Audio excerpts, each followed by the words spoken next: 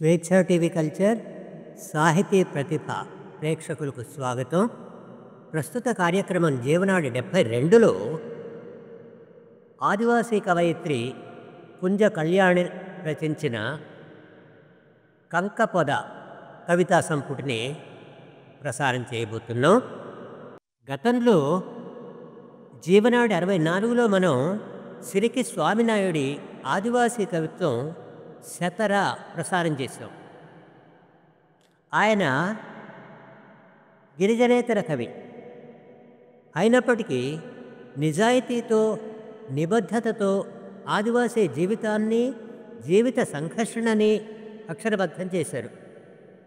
ప్రస్తుతం తెలుగు సాహిత్యంలోనే తొలి ఆదివాసీ కవయిత్రిగా కుంజ కళ్యాణి అందించిన కంకపొద కవితా సంపుటిని మేము ముందుంచబోతున్నాం. వ్యాఖ్యాత జీవన్. తెలుగు సాహిత్యంలోనే మొదటిసారిగా గిరిజన సంచార తెగలపై వచ్చిన మొదటి కథా సంకలనం ఇప్పపోలు అని మీ అందరికీ తెలుసు. ప్రతిభా ప్రచురణల ద్వారా ఆ పుస్తకం తొలి ముద్రణగా నవంబర్ 2009, మలి ముద్రణగా జూలై 2023న వెలువడింది. ఈ సంకలనం తెలుగు పాఠకులకు ముందుకు తేవటంలో ప్రచురణకర్తగాను సంపాదకునిగాను నేను ఎదుర్కొన్న సమస్యలు కొన్నింటిని మీ ముందు పెడదామనుకుంటున్నాను. మొదటి ముద్రణలో 29 కథలుంటే మలి ముద్రణలో మరో 11 కలిపి మొత్తం 40 కథలతో ఈ పుస్తకం వెలువడింది. ఇందులో గిరిజనుల జీవితాలు చిత్రించే కథలే ఎక్కువ. అయినప్పటికీ అందులో గిరిజన మూలాలున్న కథకులు 6 మాత్రమే కనిపిస్తారు. అందులోనూ 3 ఆదివాసీలు, మిగతా 3 బంజారా తెగలకు చెందినవారు. మిగిలిన వారంతా గిరిజనేతర రచయితలే. తెలుగు కథ పుట్టి 100 సంవత్సరాలు దాటినప్పటికీ ఆయా వర్గాల నుండి వచ్చిన రచయితలు కేవలం 6 మాత్రమే అంటే ఆశ్చర్యమే కాదు, నిరాశ కూడా కలిగింది. ఇక కవిత్వం విషయానికి వస్తే ప్రాచీన కాలం నుండి కవిత్వమే ప్రధానమైనప్పటికీ గురజాడతో ఆధునిక కవిత్వం ప్రారంభమైంది అని అంటాం. మరి అక్షరాస్యత ఇంతగా అభివృద్ధి చెందినప్పటికీ ఇంతకాలానికి ఒకే ఒక్క ఆదివాసీ కవయిత్రి రావటం ఆశ్చర్యాల్లోకెల్లా ఆశ్చర్యం.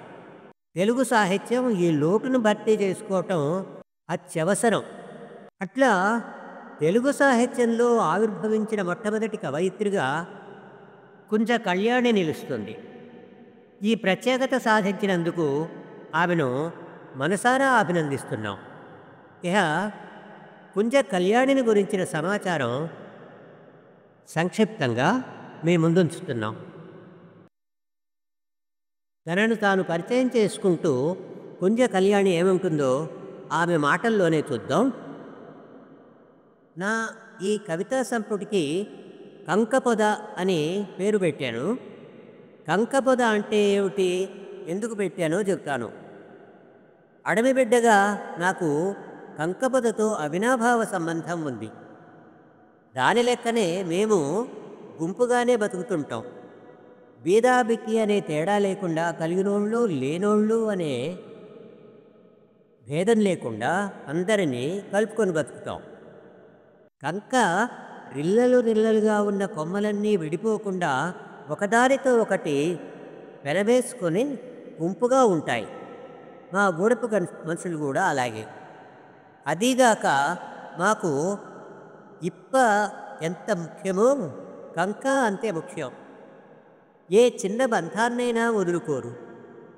తీగ చుట్టంలా అందరినీ కలుపుకొని ఉంటాం. ఇంటిలోని ఇసర్లన్నీ ఎక్కువగా కంకతో చేసినవే ఉంటాయి. కంక పొదని చూస్తే మా గూడెం గుజిగట్టి ఆడటం చూస్తాను. మా జీవితాలతో ముడిపడి ఉన్న కంక పొదను ప్రతీకగా నా ఈ కవితా సంపుటికి పేరుగా ఎంచుకున్నాను. ఆదివాసీ అని, కోయ అని, దొరసట్టం అని పిలుస్తారు మమ్మల్ని. మేమే తొలిదొల్తటి ఆదిమజాతి వాళ్ళం. ప్రకృతితో మమేకమై ప్రకృతిని కాపాడుతూ అందులోనే బతుకు, అందులోనే చావు, పుట్టుకైనా చావైనా ఆడాడని. ఆ చోటంతా చిరుకై చిగురించటమే తెలుసు, మొక్కలై విచ్చిన నవ్వులతో పూయటమే తెలుసు, గలగల పలుకులతో తోగవ్వటమే తెలుసు, వెన్నెల్లో గుంపుగా నెమలి నర్తించటమే తెలిసిన ఆ చోటులో పుట్టటం అంటేనే అది ఆకుపచ్చని చిగురింత. ఆ చిగురింత నేనే, ఆ పచ్చదనాన్ని నేనే. ప్రకృతి ఒడిలో ఉండటం మూలాన అనుకుంటా ఆ పచ్చదనం నన్ను కవయిత్రిగా చిగురించేలా చేసింది. స్వచ్ఛమైన గాలి, గోవులు అంటే సెలయేళ్ళు, గొర్రెలు, వంపులు, గుట్టలు, గట్లు, అడవి. ఆ అడవి పూల రంగు నన్ను ఇలా నిలబెట్టేయేమో. తాను పుట్టింది వరంగల్ జిల్లా నల్లవెల్లి మండలం తాళ్ల గోవిందాపురం అనే ఆదివాసీ గూడెం. నిత్యం అడవితో పెనవేసుకున్న కుటుంబ నేపథ్యం ఆమెది. చదువు వాసనే తెలియని ఆ గూడెంలో తన తల్లి, తమ్ముడు వాసం సమ్మయ్యల ద్వారా చదువుల పుప్పొడిని ముద్దాడగలిగింది. తన ఊరిదాకా వచ్చి చదువు భిక్ష పెట్టింది మాత్రం సరస్వతి టీచర్.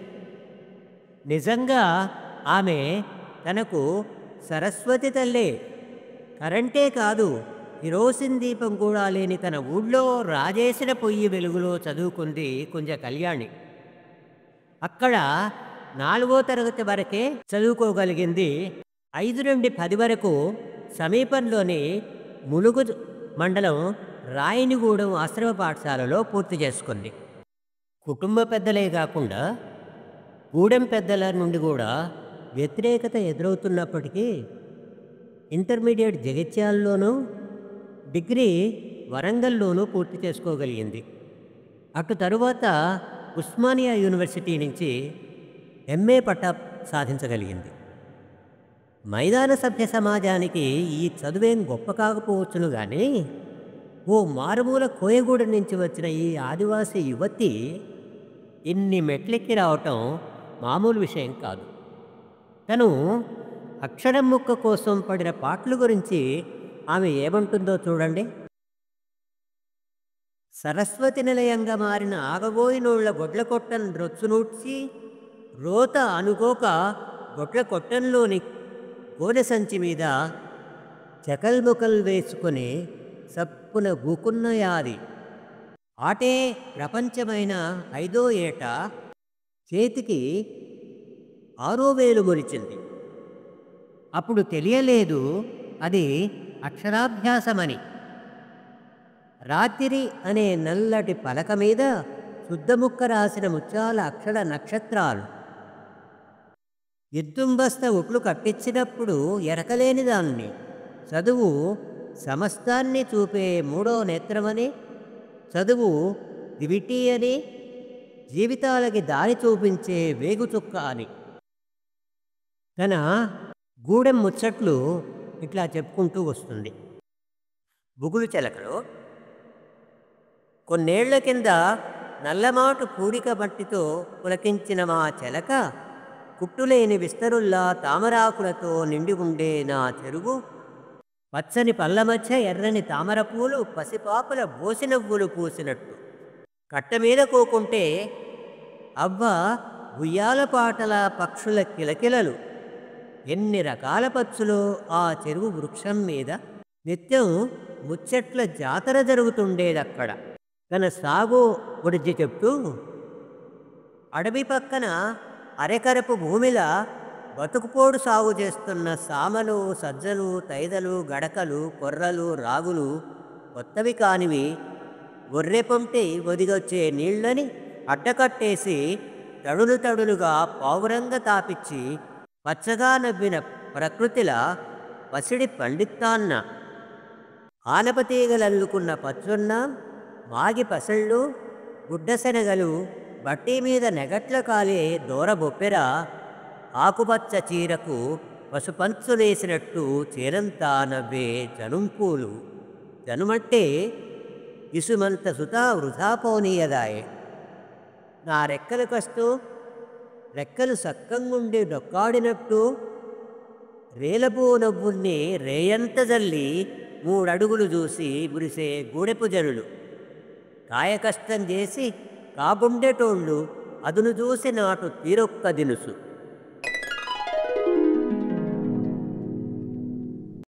వివిధ జాతులు, మతాలు, విభిన్న భాషలతో వెలుగొందే బహుళ సంస్కృతి కలిగిన దేశం మనది. భిన్నత్వంలో ఏకత్వం దీని ప్రత్యేకత. భారత రాజ్యాంగం 342 అధికరణ ప్రకారం దేశంలో 700కు పైగా గిరిజన తెగలున్నాయి. ఇవి దేశంలోని అన్ని ప్రాంతాల్లో ఏదో మేర ఉన్నప్పటికీ ఈశాన్య భారతంలోనూ ద్వీపకల్ప భారతంలోనూ వీటి సంఖ్య అధికం. ఉభయ తెలుగు రాష్ట్రాల్లో సుమారు 35 గిరిజన తెగలున్నాయి. భాషల విషయానికి వస్తే దేశంలో 1635 గిరిజన భాషలున్నట్టు ఒక అధ్యయనంలో తేలింది. వీటిలో 197 భాషలు అంతరించిపోయే ప్రమాదంలో ఉన్నట్టు యునెస్కో గుర్తిస్తోంది. వందల సంఖ్యలోని ఈ గిరిజన భాషలు స్థూలంగా 4 భాషా కుటుంబాలకు చెందినవిగా గుర్తించారు. అవి ఇండో యూరోపియన్, ద్రవిడ, మోన్ఖ్వేర్, సైనో టిబెటన్లు. 2011 నాటి జనాభా లెక్కల ప్రకారం దేశంలో 104.49 మిలియన్లు, అంటే సుమారుగా 10.5 కోట్ల గిరిజన జనాభా ఉంది. ఇది దేశ జనాభాలో సుమారు 9%. ఆదిమ మానవులైన వీరి భాషా సంస్కృతులు, కళలు ప్రత్యేకమైనవే కాకుండా విశిష్టమైనవి, సాంప్రదాయికమైనవి. మన సామాజిక నియమాలకు, కట్టుబాట్లకు అవే మూలం. మన సంగీత నృత్యాలకు మూలాలు వారి సంస్కృతిలోనే మనం వెతుక్కోవాలి. మనం ఈనాడు ఉపయోగించే వాద్య పరికరాల మూలాలన్నీ అందులోనే ఉన్నాయి. ఈ ప్రాథమిక అవగాహనను దృష్టిలో పెట్టుకుంటేనే తప్ప కుంజ కళ్యాణి కవిత్వం మనకు అర్థం కాదు. తన కవితాయానం గురించి ఆమె ఏముంటుందో ఒకసారి చూద్దాం. నేను నా ఆదివాసీ జనజీవితాల గురించి మాత్రమే చెప్పదలుచుకున్నాను నా కవితలలో. అడవి జీవితాలు, ఆ జీవన వైవిధ్యం, అక్కడి కష్టనష్టాలు, పండుగ పబ్బాలు అన్నీ. ఇప్పటి వరకు నేను రాసింది 1%. రాయాల్సింది 99%. నాకు కొన్నేళ్లుగా నా జీవితాల గురించి ఎవరు రాయటం లేదని ఉండేది. వెంటనే ఎవరో ఎందుకు రాయాలి, నా గురించి నేనే చెప్పుకునేంతగా మరొకరు చెప్పలేరు అనిపించి రాయటం మొదలుపెట్టాను. ఆ అడవి అన్నా, అక్కడి మనుషులన్నా నాకు ఎనలేని ఇష్టం. ఆ ఇష్టమే నాతో ఇలా కవిత్వం రాయించింది. నేను చేయాల్సింది చాలానే ఉంది అని ఇప్పుడు అనిపిస్తుంది. తమ జీవిత సర్వస్వం, తమ జాతి సంకేతం అయిన ఇప్ప చెట్టును గురించి ఓ అద్భుతమైన కవిత చెప్పింది కుంజ కళ్యాణి. చూడండి, ఇప్ప చెట్టు. పాత చీరలొదిలిన ప్రకృతోలే ఆకులు సాలిచ్చిన ఇప్ప కొత్త చీరలు కట్టుకున్నట్టు చిరునగవుల సిగరులు తొడిగి కోలాహలంగా కోలేసి నవ్వుతుంటది నన్ను చూసి. నులగ మంచం కింద అటపుట్టి కాళ్ళకట్టకు కాపలా కర్ర పదమట్టు ఆత్ర పెడుతుంటాయి నన్ను నిద్రపోనీయక. సద్దుమడిగిన రాత్రిలో కమ్మటి వాసన తగిలిన మనసు అది విదిలించటాన్ని గమనించాక నా చెవులు చూస్తుంటాయి రాలిపడుతున్న రసగులాల సప్పుడుని. రాలి రాలి సాలిచ్చినాక కుర్కుయాలకి సందమామ తొంగి చూస్తుంటే కాళ్ళు లేచి నడుస్తాయి తన వంక. అప్పుడెప్పుడో విసావతో తగవుపడి చెరోబుట్టై చెట్టు కింద కూసున్నట్టు యాది. కాలం కదిలిపోతున్నా నిటారుగా నిలిచిన ఆకాశమూలమేమో మా అవ్వగార్ అని బతిమాలిన పండు ముసలితత్వం. చీకటి పొదల మాటున దాగిన సూర్యుడు రానన్న రాకముందే చెరో దిక్కు సీర్క పెట్టినట్టు తూర్పు పుల్సోరు పొదలగుండ ఎలుగు పడబటి పొంటి నేను. ముక్కుసోటి దాని సూపుకి నేను కనబడ్డానా అంతే. ఒక్కోసారి యుద్ధరంగమే మా మధ్య రక్తాలు పారేంత. భూమి మీద నూకలున్నాయా నాదే పైచేయి, లేదనుకుంటే నేను జ్ఞాపకం. ఎప్పుడైనా నా జాతి రక్తాలోడితేనే సాగు రవ్వంత జీవనం. అయినా నాకిది మామూలైపోతుంది, పొట్టకూటికి తప్పని ఏసమై. కొంత ధైర్యం పురుడు పోసుకుంటది పచ్చని అడవి ఆత్మీయ ఆలంబన. చెట్టు కింద పెట్టిన కొంచెం గంప కూకొని నాతో కలియదిరుగంగా రెండు చేతుల వేళ్ళు రేలపాటలతో ఇప్పపూల నేరి గంపను నింపుతాయి. ఇప్పపూల తీపి రుచి చూడ వచ్చి తేళ్ళు మా మునివెల్లని ముద్దాడిన సమయాలెన్నో. అయినా ఏ రోజుకా రోజు పొద్దుపొడితే పోరాటమే మా జీవితం. ఇప్ప ఇంటికి దూరమై మొగరమై సాగబోసిన చెట్టు వంటి నొకై మా బతుకుల లాగుతుంది ఇంటిళ్ళ పాదిలో ఒకళ్ళ లెక్క. పువ్వై ప్రతి అరుగు పావురంగా తిరిగి నూగంత దులుపుకొని నున్ననైన పువ్వు పండగ పప్పాళ్ళ సరైన తీరు, ఉడికిన మునుగులకు తోడైన రీతి, పచ్చన్న కొడుగుల్ల పాకమైన తీపి భద్రాద్రి రామునికి నైవేద్యమవుతుంది. బొమ్మలమ్మకు నెరవు ఈ చెట్టు నీడ. వాకిండ్ల ముక్కులై ఎండేటి గింజలు, గానుగాడగ నూనె పీపుల్లో నింటి, గూడెపోళ్ళ అరుగులెలిగేటి దీపం. తన కవిత్వానికి శీర్షికగా నిలిచిన కంకపదను అంటే వెదురు పదను గురించి ఓ చక్కని కవిత మనకు అందించింది కవయిత్రి. ఆ కవిత ఇలా సాగుతుంది. కంకపొద. తనువు వెదురు బొంగయి చీల్చుకుంటది, తడకలల్లుకొని తట్టలల్లుకొని చాటలల్లా అడవి కష్టాన్ని చెరిగి బుట్టలు బుట్టలుగా నింపి, ఊర్క చెట్లు నీడల్ల బువ్వమీది సిబ్బై రేలపూల నవ్వుల్ని రేబవలు గురిసి, కొండగోకు అందాలు కోరల్లో చూసి అడవి అందుకు పువ్వయి సంబరపడతది. పిడమ్మీది బదినకై నిగనిగల సొగసుల నింపాదిగా నడుస్తున్న కాలగమనం. ఎండిన తునికి పండ్లు తనలో దాచుకును ఏదుం బుట్టలు, చింతపండు గుల్లలు, పొట్ట నిండిన గాసంతో నిండు ముత్తైదువైన 5 పుట్ల గుమ్మి అరుగుమీద. గూడైలొచ్చిన నీళ్లు గూడెపు ఆసరై ఆకాశ పాయల్ని నవ్వించినట్టు, కంకపాల తెలుపు కపటం లేని నవ్వు పసిపాప రోగాలు పాయదీయు. కంకబియ్యమొచ్చి కరువు తీర్చినట్టు ఆదుకొనగా అడవి ఆప్తురాలు. ముందుండు నాగలి ములుగర్ర చేతిలో, రైతులా ఎడ్లకు హత్తులనిస్తూ అనుసంధానకర్తయి ముల్లుగర్ర. తనువంత గాయాలు తెల్లడిల్లిన గాని పిల్లంగోవై పాడు ఏటిపాట. అడవి తీరుగానే అన్నీ మోసి ఇసుమంత చేటు చేయని అమాయక సూపులను విసుర్తా నిటారుగా నిలబడు పిడాలు.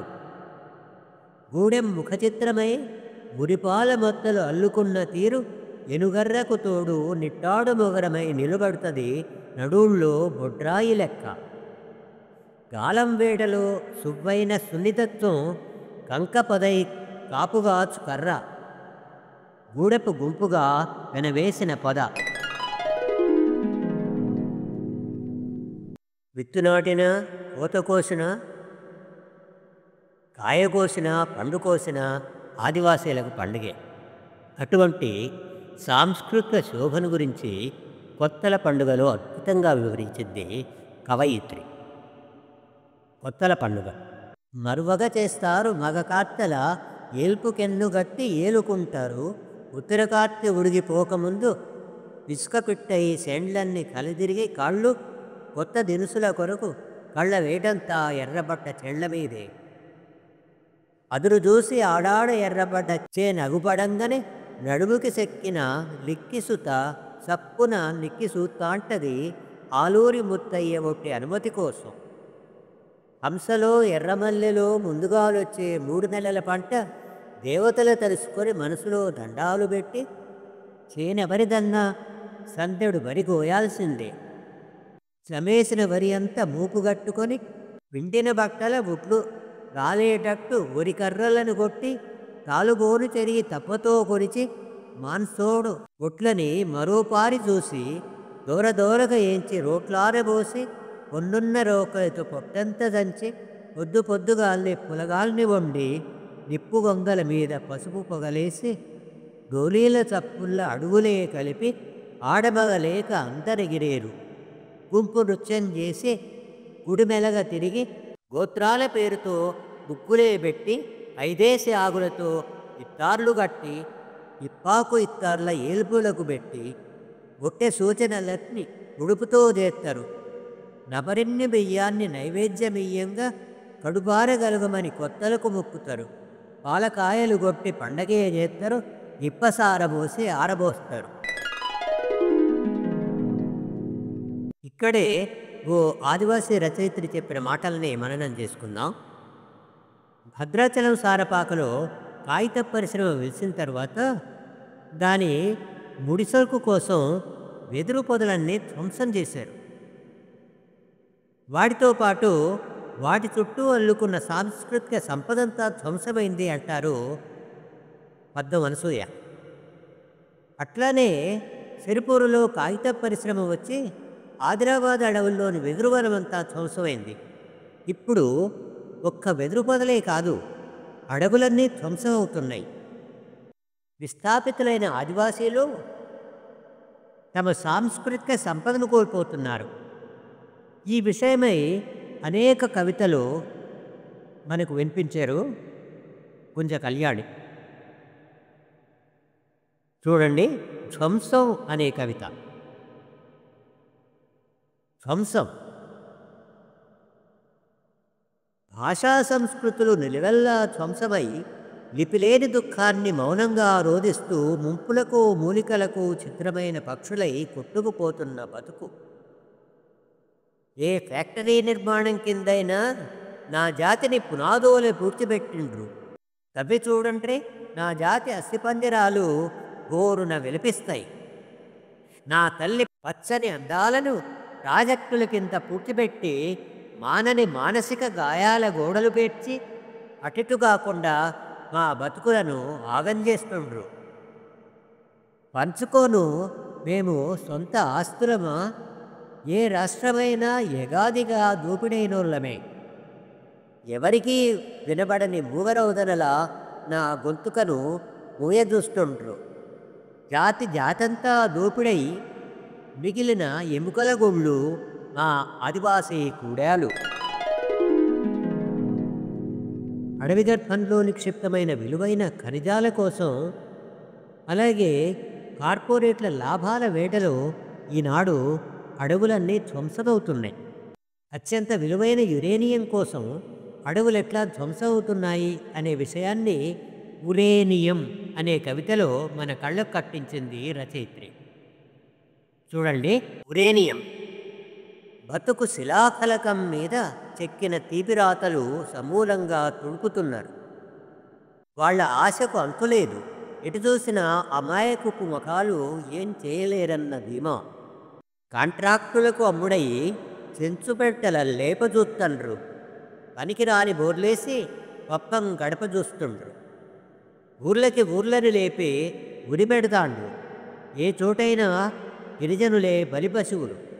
పరిహారం కాదు, మాకు పచ్చదనం కావాలి, వారే ఏరుల పడుచుదనం కావాలి.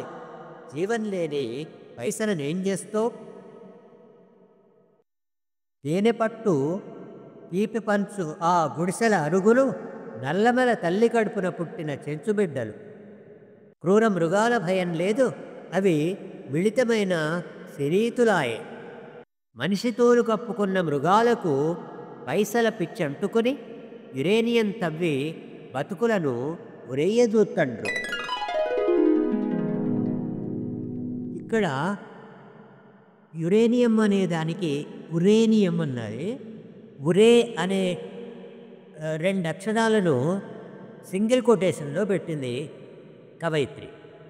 ఉరే అంటే ఉరేయటం, అంటే ఉరేనియం వచ్చి వాళ్ళ బతుకుల్ని ఉరేస్తుంది అనే అర్థంతో ఆమె ఈ పదబంధాన్ని వాడింది. ఇట్లా తమ జీవితాలను, వాటి చుట్టూ అల్లుకున్న సాంస్కృతిక సంపదను అనేక కవితల్లో పొందుపరిచిన కవయిత్రి తమ సాంస్కృతిక సంపద చివరకు తమ అస్తిత్వమే ప్రమాదంలో పడిందంటారు. అందుకు ప్రత్యామ్నాయం కూడా ఆమె స్పష్టం చేస్తారు. చూడండి ఈ కవితా శీర్షిక యుద్ధం. యుద్ధమంటే సైన్యమే ఉండక్కర్లే, ఏ పూటైనా యుద్ధమే పొద్దై ఎదురు పొడుస్తా అంటే వెనకడుగేసిన దాఖలాలైతే ఎరగలే. చెట్టు తారసిల్లి జిబ్బుకున్నప్పుడు సుత రాత్రుళ్ళు కప్పెర పెట్టలేటకు పోయిను. చలికాలపు వెన్నెల రాత్రుల్లో కుందేళ్ళ తెచ్చి చల్లల కింద కమ్మినం. ఐటి కొత్త నీటికి ఎక్కువచ్చే కుర్రమొట్టల కోసం తెల్లవారుజామున ఊటలు భుజానేసుకొని చెరువాయల పొంటి తిరిగినాం. దొరికితే పండగ చేసుకొని కలిసి తిన్నాం, దొరకన్నాడు ఉపాసమున్నాం. మేము అడవిని కాస్తున్న కాపరులం, తల్లిని అమ్మి బతుకం, నమ్మే బతుకుతాం. అడవి పులులతో కొన్నిసార్లు శనీతమైనం, కొన్నిసార్లు యుద్ధం చేసినాం. రాజకీయ రంగులు పూసుకొని కొన్ని గుంటనక్కలు ఊలలు పెడతానై అడవి మాది కాదని. బడితలే కొన్నిసార్ల వరిసెలైతే జరంత భద్రం, యుద్ధం మేమెరిగిన విద్యే కదా. అడవి మీద హక్కు లేదని పిడివాదానికి అనే హక్కు యాంచొచ్చిందో. టైగర్ జోన్ల పేరు పెట్టి అడవిలోకి పోనీయని వైనం శోధ్యమాయే.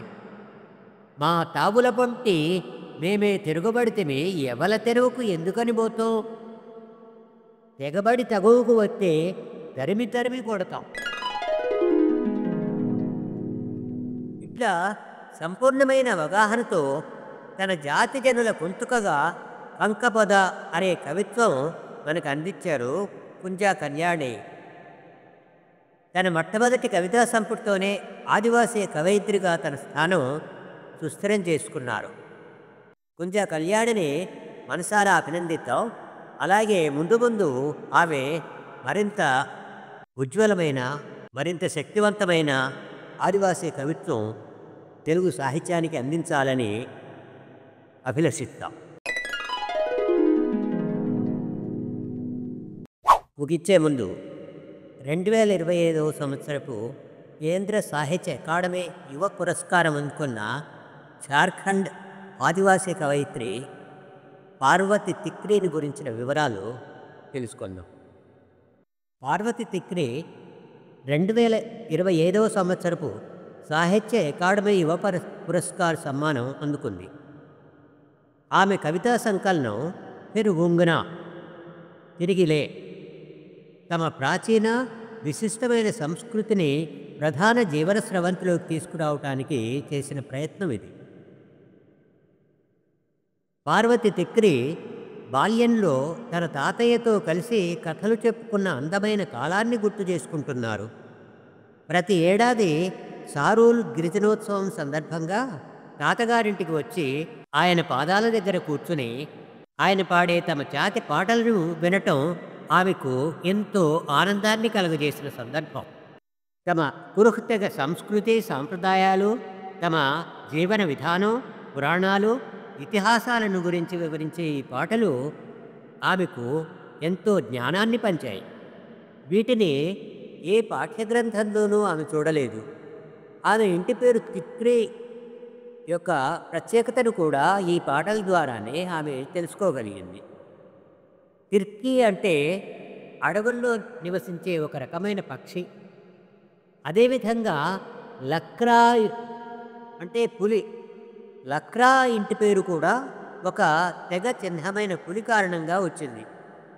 పులి చిహ్నం అంటే ఆదివాసీల దృష్టిలో తమ రక్షకుడు, తమతో రక్త సంబంధం గల జీవి అని భావిస్తారు. దానితో వారికి గల అనుబంధానికి అది సంకేతం. పలు సంవత్సరాలుగా తను తెలుసుకున్న తమ జాతికి చెందిన విషయాలను టూకీగా మౌఖిక పద్ధతిలో చెప్పటానికి తిక్రీ ప్రయత్నిస్తూ వస్తున్నారు తన కవితల రూపంలో. పై పురస్కారాన్ని గ్రహించడానికి ముందే ఆమె తమ విశిష్టమైన సంస్కృతిని పునరుద్ధరించడానికి ఎంత నిబద్ధతతో పాటుపడ్డారో పురస్కార రూపకర్తలు గుర్తించారు. ఆమె పెరుమూగ్నా అనే తన పదునైన కవితా సంకలనానికి ప్రతిష్టాత్మకమైన సాహిత్య అకాడమీ పురస్కార్ 2025 అందుకున్నారు. అది కురఖ్తగకు చెందిన కవిత్వం. దీనిని టు స్ప్రింగ్ అగైన్ అనే పేరుతో ఇంగ్లీష్లోకి అనువదించారు. తిర్కీ కవితల మూలాలు కురఖ్తగ జీవన విధానంలోనూ ప్రాచీన జ్ఞాన వ్యవస్థలైన స్వయంపాలన, పరా అనే గ్రామ సముదాయం ద్వారాను, జంతువులను ఆరాధించే సంస్కృతిలోనూ, వారి ఆచార సాంప్రదాయాలలోనూ ముడిపడి ఉన్నాయి. జార్ఖండ్లోని ఉల్మా జిల్లాలో ఒక మారుమూల పల్లె నుండి తన ప్రాథమిక విద్యను పూర్తి చేసుకున్న తిక్రీ డిగ్రీ, పోస్ట్ గ్రాడ్యుయేషన్, అటుపిమ్మట బెనారస్ హిందూ యూనివర్సిటీ నుండి హిందీ సాహిత్యంలో PhD కూడా పూర్తి చేశారు. సాహిత్యపరంగా ఆమె ఎన్నో విజయాలను, గౌరవాలను సాధించినప్పటికీ ఒక బాలికగా తనకు చదువుకోవటం ఇష్టం ఉండేది కాదు అని ఒకానొక సందర్భంలో చెప్పుకున్నారు. మా నాయనమ్మ మందలింపు నాకు ఇప్పటికీ గుర్తుకొస్తుంది. మీరందరూ బడికిపోతామంటే మరి జాతరకు ఎవరు వస్తారు అని. బెనారస్ హిందూ యూనివర్సిటీలో పరిశోధన చేస్తున్న కాలంలో తాను మౌఖికంగా తన పూర్వీకుల నుండి నేర్చుకున్న పాటలను, కథలను, ఇతిహాసాలను హిందీ సాహిత్యం ద్వారా పాఠకులకు పరిచయం చేయాలని తిక్రీ ఆకాంక్షించాడు. మా పెద్దలకు కూడా గ్రంథాలయాలు ఉండేవి, కాకపోతే అవి బయటకు కనిపించేవి కావు. వారు నోరు విప్పితే గలగలా బయటకు వచ్చేవి. ప్రకృతి, వైద్యం, చరిత్ర, సంస్కృతి మొదలైన అనేక విషయాలపై వారికి స్పష్టమైన జ్ఞానం ఉండేది. వాటిని నేటి విద్యా వ్యవస్థలో ఎందుకు ప్రవేశపెట్టడం లేదు, వాటిని నేటి ప్రజా బాహుళ్యంలోకి ఎందుకు చేర్చడం లేదు అంటూ ప్రశ్నిస్తున్నారు తిర్కీ. ప్రస్తుతం ఆమె రాంచీలోని రామ్లఖన్ కళాశాలలో హిందీ సాహిత్య అధ్యాపకురాలిగా పనిచేస్తున్నారు. ఆమె దూరదృష్టితోనే హిందీ భాషలో రాయటానికి నిర్ణయించుకున్నారు. వలసవాదంతో ప్రభావితమైన భాషలకు, ప్రభావితం కాని భాషలకు మధ్యనున్న అంతరాన్ని తగ్గించి దగ్గర చేయాలనే తలపుతోనే హిందీని ఎంచుకున్నారు. దీని ద్వారా విద్యా, సాంస్కృతిక సంస్థలతో కురుఖ్ భాష పట్ల, వారి ప్రాచీన జ్ఞాన సంపద పట్ల ప్రభుత్వాలు ఒక విధమైన ఉదాసీనతను, నిర్లక్ష్య ధోరణిని ఎలా ప్రదర్శించాయో వివరించాలనుకున్నారు. చాలా కాలంగా హిందీ గిరిజనేతర లేదా వలసవాద ప్రభావం లేని రచయితల ఆధిపత్యంలో ఉంది.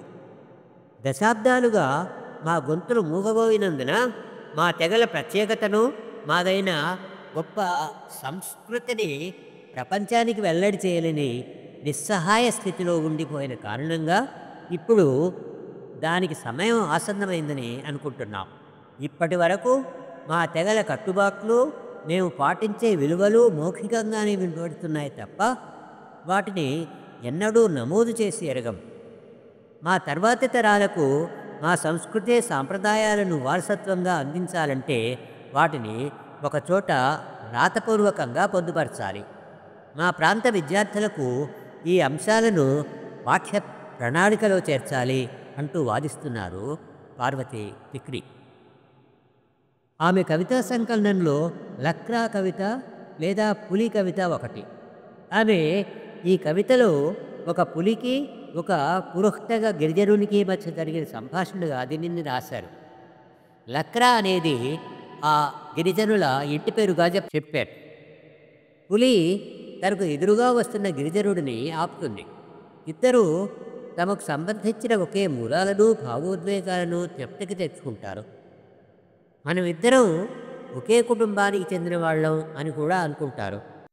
తాము రక్త సంబంధీకులో ఒకే రకమైన భావోద్వేగాలు కలిగిన వాళ్ళం అని ఇద్దరూ ఒక అంగీకారానికి వచ్చినప్పుడు ఆ పులి అతనికి దారి ఇస్తుంది అంటూ ఆ కవితలో గిరిజనులందరికీ అడవిలోని ప్రతి ప్రాణితో ఒక అనుబంధం ఉంటుందని ఆమె చెప్పారు. తిర్కీకి సంబంధించినంత వరకు కవితలు రాయటం సాహితీ ప్రపంచంలోకి అడుగులు వేయటం అంటే నిర్లక్ష్యానికి గురైన తమ సంస్కృతిని వెలుగులోనికి తీసుకురావటమే గాక దానికి తగిన ప్రాచుర్యం కల్పించడం కూడా. అది తన బాధ్యతగా తిక్రీ తీసుకున్నారు.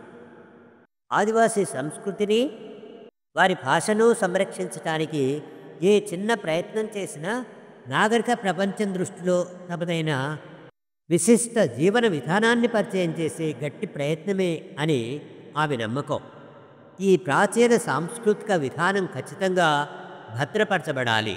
అదే నా కవిత ఊగున అర్థం తిరిగిలే అంటున్నారు పార్వతి తిక్రీ.